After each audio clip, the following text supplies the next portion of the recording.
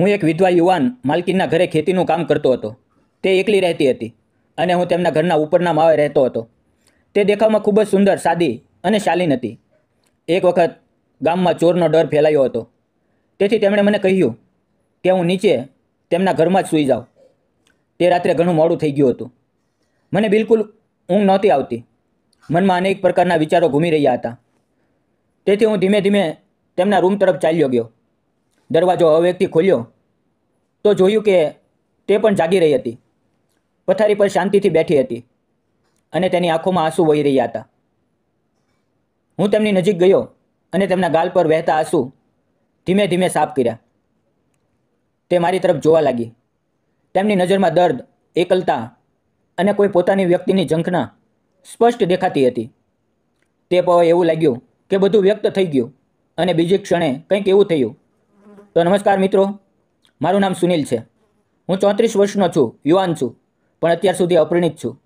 મેં જીવનમાં ઘણું બધું ગુમાવ્યું છે. બાળપણમાં જ માતા પિતાનો હાથ માથેથી ઉઠી ગયો અને પાછળ જોનારું કોઈ નહોતું. તેથી બાળપણથી જ બીજાના ખેતરમાં મજૂરી કરતાં કરતાં મોટો થયો. થોડું ઘણું ભણ્યો, પણ ગરીબીના કારણે આગળ વધી શક્યો નહીં. થોડા વર્ષો સુધી હું એક મોટા જમીનદારના ખેતરમાં કામ કરતો હતો, પરંતુ છેલ્લા 6 મહિનાથી તેણે મારો પગાર આપવાનું બંધ કરી દીધું. મારો સરળ સ્વભાવ અને ગરીબી જોઈને તેણે મને હવાશમાં લીધો અને અંતે મેં તે નોકરી છોડી દીધી. હવે હું એક ઝૂંપડીમાં એકલો રહું છું. થોડા દિવસ કામ ન મળવાને કારણે મનમાં નિરાશા ભરાઈ ગઈ હતી. પરંતુ ત્યાં જ એક જૂના મિત્ર સાથે મુલાકાત થઈ. તેણે મને કહ્યું કે નજીકના ગામમાં એક વિધવા મહિલાના ઘરે ખેતીનું કામ મળી શકે છે, પરંતુ તારે ત્યાં રહેવું પડશે. મારે કામની સખત જરૂર હતી અને જૂના માલિક પાસેથી પગાર મળવાની કોઈ આશા પણ ખતમ થઈ ગઈ હતી. તેથી મેં તરત જ હા પાડી. તે દિવસે મારો મિત્ર મને તે મહિલાના ઘરે લઈ ગયો. સામે એક મોટો સુંદર બંગલો હતો. દરવાજા પાસે એક સ્કૂટી ઊભી હતી. અમે દરવાજે ટકોર કરી. દરવાજો ખુલતા જ સામે એક ખૂબ જ સુંદર, સાદગીથી ભરેલી કોમળ મહિલા ઊભી હતી. તેના ગોરા ચહેરા પર મોટી મોટી આંખો અને ઘટાદાર કાળા વાળ. આ બધું જોઈને હું થોડી પળ માટે ત્યાં જ સ્થિર થઈ ગયો, જાણે સમય અટકી ગયો હોય. તે મારા મિત્રને ઓળખતી હતી. મારા મિત્રએ કહ્યું, આ જ છે જે મેં વાત કરી હતી, જે તને કામે રાખશે. તેના ચહેરા પર એક મધુર સ્મિત હતું. તેણે અમને અંદર આવવાનો ઈશારો કર્યો. અમે બંને સોફા પર બેઠા અને મેં જોયું કે નજીકમાં જ પથારી પર લગભગ 3 વર્ષની એક નાનકડી પ્યારી બાળકી રમકડા સાથે રમી રહી હતી. તે મહિલા અંદર ગઈ અને અમારા માટે પાણી લઈ આવી. પછી બોલી, બેસો, હું ચા લઈ આવું. તેનું રસોડા તરફ જવું એ કોઈ ફિલ્મના દ્રશ્ય જેવું લાગ્યું. તેની ચાલ, તેનો સલીકો, તેની નમ્રતા, બધું જ મંત્રમુગ્ધ કરનારું હતું. થોડી જ વારમાં તે 3 કપ ચા લઈને આવી અને બોલી, સારું કર્યું તમે આને લઈ આવ્યા. મને ખરેખર એક ભરોસાપાત્ર મજૂરની જરૂર હતી. મારું ખેતીનું કામ 2 વર્ષથી થંભી ગયું છે. પતિના અવસાન પછી બધું એકલે હાથે સંભાળવું પડે છે અને આ નાની બાળકી હોવાને કારણે ખેતી પર ધ્યાન આપી શકતી નથી. તેની વાતો સાંભળીને મારા હૃદયમાં તેના પ્રત્યે આદર અને સહાનુભૂતિ બંને જન્મ્યા. પછી તેણે મને પૂછ્યું, તમને કેટલો પગાર જોઈએ અને તમને ખેતીનું બધું કામ આવડે છે? મેં નમન કરીને આદરપૂર્વક કહ્યું, મારું નામ સુનિલ છે. મને ખેતીનું દરેક કામ આવડે છે. હું થોડું ઘણું ભણ્યો પણ છું. હું ઈમાનદારીથી તમારી જગ્યાએ કામ કરીશ. મારી પહેલાંની નોકરીમાં માલિકે 6 મહિનાનો પગાર આપ્યા વિના મને કાઢી નાખ્યો. તેથી હવે મને ફક્ત કામ જોઈએ. મારી વાત સાંભળીને તે થોડી ગંભીર થઈ ગઈ, જાણે મારી પરિસ્થિતિ પર તેને દુઃખ થયું હોય. મેં આગળ કહ્યું, પહેલાંની નોકરીમાં મને 13,000 રૂપિયા પગાર મળતો હતો. એટલો મળે તો મારા માટે પૂરતું છે, કારણ કે હું એકલો જ છું. રહેવાની જગ્યા થોડે દૂર છે. જો અહીંયા રહેવાની વ્યવસ્થા થઈ જાય તો મને સગવડ રહેશે. તે સ્મિત કરી અને બોલી, હા, મારા ઘરના ઉપરના માળે એક રૂમ ખાલી છે. તું ત્યાં રહી શકા છો. કોઈ તકલીફ નહીં થાય. તેના શબ્દો સાંભળીને મારા ચહેરા પર સ્મિત ફેલાઈ ગયું. મને કામ મળી ગયું હતું, પગાર પણ અને રહેવાની જગ્યા પણ.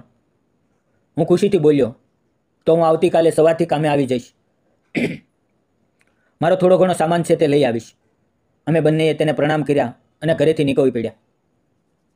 બહાર નીકળતી વખતે મારા મનમાં ફક્ત તેનો ચહેરો ફરી રહ્યો હતો. એક ઉજ્જવળ પણ દુઃખથી ભરેલો ચહેરો. જેની આંખોમાં મજબૂરી પણ હતી અને હિંમત પણ. મને લાગ્યું કે આજે મારા જીવનનું એક નવું પ્રકરણ શરૂ થઈ રહ્યું છે. એક નવી સવારનો દરવાજો ખુલ્યો છે, જેણે મારા સૂના જીવનને ફરીથી અર્થ આપ્યો. તે રાત્રે હું ખૂબ ખુશ હતો, કારણ કે એક તરફ મને કામ મળી ગયું હતું, રહેવાની જગ્યા પણ મળી ગઈ હતી, અને બીજી તરફ તે મેમ સાહેબ, તે વિધવા મહિલાના મીઠા, સાદા અને મહેનતુ સ્વભાવથી મારું મન પ્રભાવિત થઈ ગયું હતું. તેમનું સ્મિત, તેમનો શાંત ચહેરો અને વાત કરવાની નમ્ર રીત મારા મનમાં વારંવાર ફરી રહી હતી. આ જ વિચારોમાં ખોવાયેલો હું ક્યારે ઊંઘી ગયો ખબર જ ન પડી. બીજે દિવસે સવારે હું મારો થોડો સામાન, થોડા કપડાં, પથારી અને થોડી રસોઈની વસ્તુઓ લઈને તેમના ઘરે પહોંચ્યો. દરવાજો બંધ હતો. મેં હવેથી ટકોર કરી. થોડી વાર પછી દરવાજો ખુલ્યો અને સામે તે જ મેમ સાહેબ. તેમના ચહેરા પર તે જ હળવું સ્મિત હતું, જે મનની ગહનતામાં ઉતરી જતું હતું. તેણે શાંત સ્વરે કહ્યું, આવો, આવો, અંદર આવો. હું ઉપરના રૂમમાં ગયો. તે રૂમ સ્વચ્છ, સાદો અને ખૂબ જ વ્યવસ્થિત હતો. મેં મારો સામાન મૂકી દીધો અને પછી અમે બંને ખેતર તરફ નીકળી પડ્યા. તેણે મને તેનું 4 એકરનું ખેતર બતાવ્યું. ખેતરમાં ઘણા મહિનાઓથી કોઈ કામ થયું નહોતું, તેથી ત્યાં ફક્ત જંગલી ઘાસનું સામ્રાજ્ય હતું. અમે નક્કી કર્યું કે પહેલાં ટ્રેક્ટરથી જમીન ખેડીને તૈયાર કરવામાં આવશે, જેથી બધી ખરપતવાર નાશ પામે, અને પછી 2 એકરમાં શેરડી અને 2 એકરમાં મકાઈ વાવવામાં આવશે. મેમ સાહેબની આર્થિક સ્થિતિ બહુ સારી નહોતી. તેમ છતાં તેમણે મહેનત કરીને જે થોડા પૈસા બચાવ્યા હતા તેનાથી ટ્રેક્ટર ભાડે લીધું અને ખેતરની તૈયારી શરૂ કરી. આગળના 8-10 દિવસ સુધી અમે દિવસ રાત મહેનત કરી. સવારથી સાંજ સુધી અમે બંને ખેતરમાં પરસેવો વહાવતા રહ્યા. આ દરમિયાન મેમ સાહેબ મને રોજ સવારે અને સાંજે ખાવાનો ડબ્બો આપતા. તે પોતે ખેતર પર વધુ આવી શકતા નહોતા, કારણ કે તેમની 3 વર્ષની નાની બાળકી હંમેશા તેમની સાથે રહેતી હતી. પરંતુ જ્યારે સમય મળતો તે પોતાની બાળકીને લઈને ખેતર પર આવતા અને મારી સાથે ખંભે ખંભો મિલાવીને કામ કરતા. તેમની આ લગન અને થકાનથી અને મહેનત જોઈને હું તેમને દિલથી આદર કરવા લાગ્યો. એક વિધવા મહિલા જે પોતાની નાની બાળકીને ખોવામાં લઈને ખેતરમાં કામ કરતી હતી, તે ખરેખર પ્રશંસનીય હતું. તેમના ચહેરા પર ક્યારેય થકાનની રેખાઓ દેખાતી તો ક્યારેક આશાની ચમક ઝળકતી. જેમ જેમ કામ આગળ વધ્યું તેમ તેમ અમારી વચ્ચે વિશ્વાસનો સંબંધ વધુ ગાઢ થતો ગયો. ક્યારેક કામ દરમિયાન અમારી નજરો એકબીજા સાથે મળી જતી, પરંતુ હું તે નજરોને અવગણતો, કારણ કે હું તેમની પરિસ્થિતિનો લાભ લેવા નહોતો ઈચ્છતો. હું ભલે દેખાવમાં સારો હતો, પણ જીવનના થપાટાઓએ મને પરિપક્વ અને શાંત બનાવી દીધો હતો. ધીમે ધીમે અમારી મહેનત રંગ લાવવા લાગી. ખેતરમાં લીલા લીલા નાના કૂપાઓ ઉગી નીકળ્યા. શેરડીના નાના છોડ માટીમાંથી ડોકાતા દેખાવા લાગ્યા, અને મકાઈ તો ઘૂંટણ સુધી પહોંચી ગઈ હતી. મેમ સાહેબના ચહેરા પર ફરીથી સ્મિત પાછું આવ્યું, જે કદાચ વર્ષો પછી દેખાયું હતું. તેમણે મારા કામની ખૂબ પ્રશંસા કરી, અને તેમની નાની બાળકીની નિષ્કપટ હાસ્ય તો જાણે થાકેલા મનને પણ સુકૂન આપી દેતું હતું. હવે દિવસે ને દિવસે અમારી વચ્ચેનો સંબંધ વધુ મજબૂત થતો ગયો. તે મારા માટે જુદા જુદા વ્યંજનો બનાવતા, અને તેમના હાથનું બનાવેલું ભોજન એટલું સ્વાદિષ્ટ હતું. એક દિવસ મેં દિલથી તેમની પ્રશંસા કરી તો તે થોડું શરમાઈ ગયા. એક બપોરે અમે સાથે ભોજન કરી રહ્યા હતા, ત્યારે તેમણે અચાનક પૂછ્યું, સુનિલ, તું એકલો રહે છે ને? તારા પરિવારમાં કોઈ નથી? અને અત્યાર સુધી લગ્ન કેમ ન કર્યા? તેમના સવાલ પર હું થોડી પળ ચૂપ રહ્યો. પછી ધીમે ધીમે સ્મિત કરીને બોલ્યો, મેમ સાહેબ, મારું જીવન એટલું કઠિન હતું કે લગ્નનો વિચાર પણ ક્યારેય ન આવ્યો. બાળપણમાં જ માતા પિતા ગુજરી ગયા. કોઈ સહારો નહોતો. મજૂરી કરીને દિવસો પસાર થયા. એક માણસ તો બની ગયો, પણ અંદરનું દિલ હંમેશા એકલું જ રહ્યું. મારી વાતો સાંભળીને તે થોડી વાર ચૂપ રહી. અમારી ચુપ્પીમાં એક ગહન વેદના હતી. 2 એકલા લોકોની પીડા એકબીજાની આંખોમાં જળ રહી હતી. પછી મેં ધીમેથી કહ્યું, મારું જીવન ખૂબ સાદું છે. મારી પાસે ફક્ત એક રૂમ છે, પોતાને છુપાવવા માટે. ન તો પોતાની જમીન છે, ન કોઈ સ્થાયી નોકરી, ન કોઈ પાછળ જોનારું. હું રોજ નાનું મોટું કામ કરું છું, જેથી 2 ટકનું ભોજન મળી રહે. બસ આ જ મારું જીવન છે. જ્યારે મેં મેમ સાહેબને મારી વાત કહી તો તેમના ચહેરા પર એક ગહન ઉદાસી છવાઈ ગઈ અને તેમની આંખોમાં એવું લાગ્યું જાણે મારું દર્દ તેનામાં ઉતરી આવ્યું હોય. તેમણે ધીમે ધીમે પોતાના જીવનની વેદના મારી સાથે વહેંચી. તેમણે કહ્યું કે એક સમયે તેમનો સંસાર પણ સુખી હતો. તેમના પતિ સાથે તેમનું જીવન હાસ્ય અને ખુશીઓથી ભરેલું હતું. પરંતુ નીતિએ એવો ઘા કર્યો કે એક પવમાં બધું ખતમ થઈ ગયું. તેમના પતિનું અચાનક અવસાન થઈ ગયું અને તે સમયે તેમના હાથમાં એક નવજાત બાળકી હતી. તેમણે કહ્યું કે તે પવે તેમણે નક્કી કરી લીધું કે હવે તે ફક્ત પોતાની દીકરી માટે જ જીવશે, તેમના માટે સંઘર્ષ કરશે. તેમના શબ્દો પાછળ ગહન દર્દનો સાગર છુપાયેલો હતો, પરંતુ તે જ સાગરમાં તેમની હિંમતની લહેરો પણ ઉછળી રહી હતી. તે સમાજમાં એકલી હોવા છતાં માથું ઊંચું રાખીને જીવી રહી હતી. દરેક મુશ્કેલીઓનો સામનો કરી રહી હતી. તેમની હિંમત, તેમનું આત્મસન્માન અને મમતાભર્યો સ્વભાવ જોઈને મારું દિલ તેમના માટે આદરથી ઝૂકી ગયું. જોત જોતામાં 3 મહિના વીતી ગયા. મકાઈ હવે કાપણી માટે તૈયાર થઈ ગઈ હતી અને શેરડી પર લહેરાવા લાગી હતી. ખેતરમાં મહેનતનું ફળ દેખાવા લાગ્યું અને મેમ સાહેબે ખુશી ખુશી મને 3 મહિનાનો પગાર એક સાથે આપી દીધો. તે પવે મારું દિલ ભરાઈ આવ્યું. લાગ્યું કે જીવન હવે બદલવા લાગ્યું છે. હવે અમારા સંબંધમાં પણ એક અલગ પ્રકારનો અપનાપો આવી ગયો હતો. એક વિશ્વાસ, એક સ્નેહ જે ધીમે ધીમે બંનેના હૃદયમાં સ્થાન બનાવી રહ્યો હતો. ત્યારે જ અચાનક ગામમાં ચોરીની ઘટનાઓ વધી ગઈ. રાત્રે કેટલાક અજાણ્યા લોકોની હરકતો સંભળાવા લાગી. આખા ગામમાં ડરનું વાતાવરણ હતું. મેમ સાહેબ ખૂબ ગભરાઈ ગયા. તેમણે મને કહ્યું, સુનિલ, મને અને મારી દીકરીને ખૂબ ડર લાગે છે. શું તું આજે રાત્રે નીચેના હોલમાં સૂઈ શકા છો? મેં વગર વિચાર્યા હા પાડી.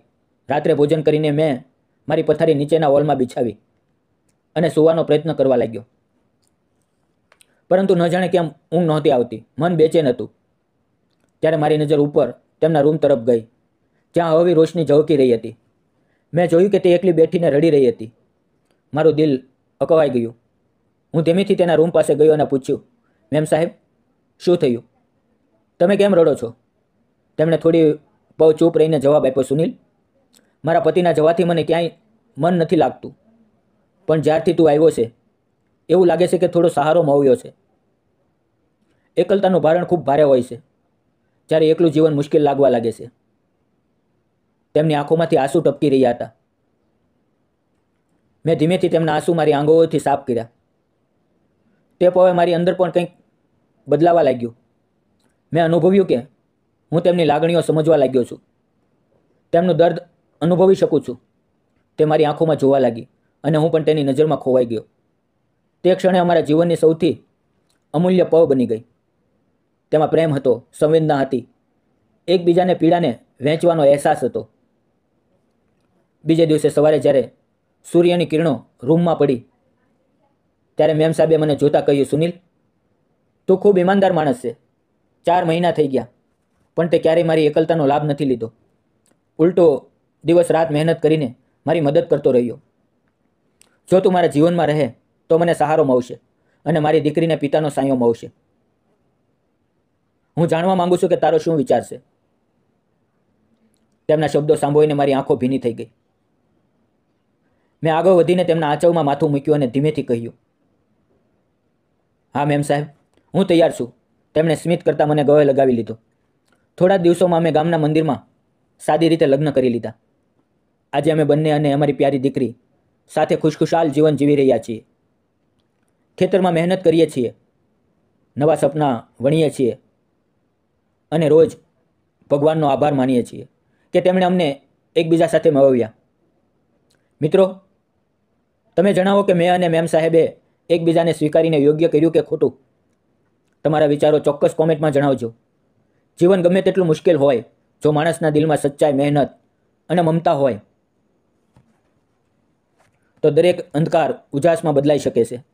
કારણ કે જ્યારે બે દુઃખી આત્માઓ એકબીજાનો સહારો બને છે ત્યારે તેમનો સંબંધ ફક્ત પ્રેમ નથી રહેતો, તે જીવન જીવવાની પ્રેરણા બની જાય છે. જો તમને આ પ્રેમકથા ગમી હોય તો તેને લાઈક કરો, શેર કરો અને ચેનલને સબસ્ક્રાઈબ કરવાનું ન ભૂલો. તમારા પ્રેમ અને સાથ માટે દિલથી આભાર. મિત્રો, વિડીયોમાં આવેલા નામ, પાત્ર અને ઘટના ફક્ત કાલ્પનિક હતા. તેનો કોઈ પણ વ્યક્તિ, જાતિ કે ધર્મ સાથે સંબંધ નથી. આ વિડીયો ફક્ત મનોરંજન અને શૈક્ષણિક હેતુથી બનાવવામાં આવ્યો હતો. તેને અન્યથા ન જોશો. ફરી મળશું આવતીકાલે મિત્રો, ત્યાં સુધી આવજો. ધન્યવાદ.